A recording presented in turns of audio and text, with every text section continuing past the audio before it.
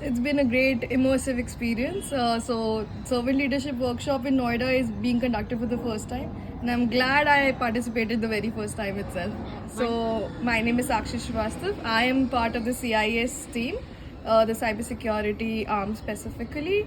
I work with the pre-sales and the go-to-market team. So workshop is, when you hear the term workshop, you don't expect it to be this interactive and this much fun. All the activities that we have done so far have been very new in conceptually they have been very new, and I have had great fun doing it. So servant leadership as a leadership concept was introduced to me the first time when I joined UST. That is 2 years now. Before this, I really did not know about it at all.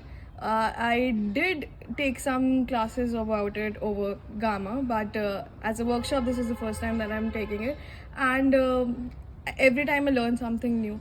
So one of the key concepts that I'll take away from this workshop is the fact that as much as you try to give people, you always kind of expect something in return.